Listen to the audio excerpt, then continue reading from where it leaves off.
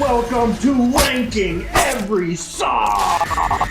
I watched all 10 Saw movies in the last 2 weeks. Check the profile for my breakdowns of each individually, but today we are ranking all of them from worst to first. Number 10, the worst, Saw 6. The last 2 movies of the original run drastically dipped in quality in every way. They feel like glorified Hallmark movies with more blood. I had to pick one of the 2 to be the worst, and this one was way too much of the moment with predatory lenders and insurance salesmen in the wake of the '09 financial crisis, and way too much about freaking Detective Mark Hoffman, who I do not like. I heard they are thinking of doing a full Hoffman movie for 11. Don't do that. Bad idea.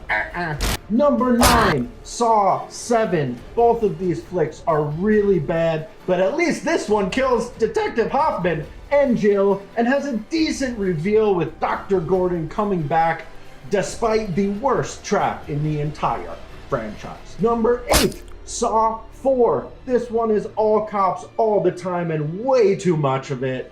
Trying to show a good cop, Detective Riggs, what Jigsaw sees in everyone is a solid idea in theory, but there is way too much going on here. Next, number 7.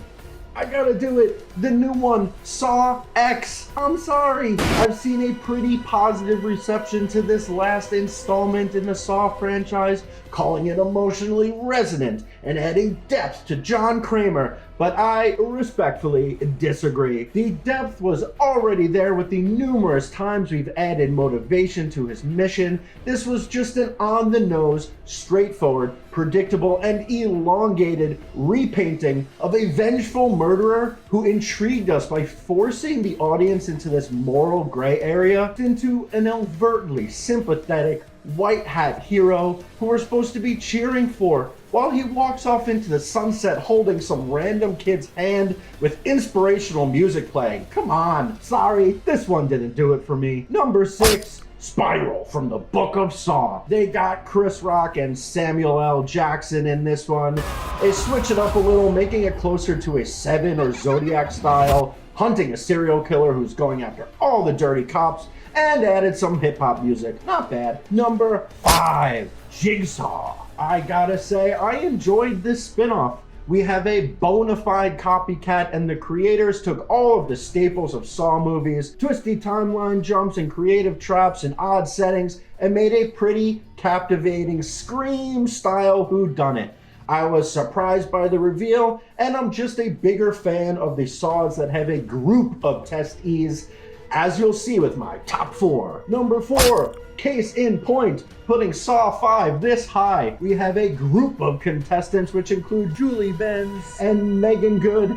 They are notoriously selfish wrongdoers who slowly kill each other until only one survives. But we learn, had they just worked together, they could have all survived. Clever twist! In the grander story, we also learn a lot about Detective Hoffman, Jigsaw's ex-wife, and the final scene is easily the best and possibly the only good Mark Hoffman scene in the entire franchise. And of course, the original Lee Whannell trilogy are my top 3. Starting it off at 3, Saw 3. We are exploring forgiveness and revenge in the face of a tragedy. This is the deepest Saw has ever gone. The pig slop trap is an all-timer. There are probably 1 or 2 too many twists all packed into that final sequence, but it was still thrilling, and the shotgun collar, brutal and devastating. Remember when Saw was truly innovative? Number 2, surprise, Saw 1, the one that started it all. We're in a room with 2 guys chained to the walls, and they need to figure out how to get out. You had me at hello. It's kind of all the clutter outside of the room that drops this one slightly to number 2. Danny Glover is pretty goofy, and his character development is a mess, and they don't really figure anything out to escape.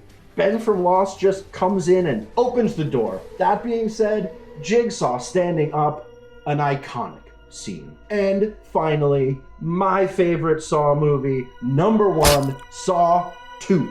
I think creator Lee Whannell learned a few lessons making Saw 1 and really streamlined the experience in 2. We get a group of people being tested, and the traps are simple but wildly compelling, made to test their mettle. They're related to their vices and not just torture. The Donnie Wahlberg cop character is used just enough, and the double twist at the end is arguably better than just having Jigsaw was in the room the whole time. They built to it really well. Donnie was too rash. He didn't listen. He just needed to follow the rules, and his son was right there. We get our first timeline twist, plus Amanda, who is easily my favorite non-Jigsaw character in these movies. I want to play a game. Thank you so much for watching every episode of Seeing Every Saw. How do you rank these Saw movies? Let me know below. I'd love to interact. Did you think Saw 6 was good? Did you think Saw 2 was bad? Game over.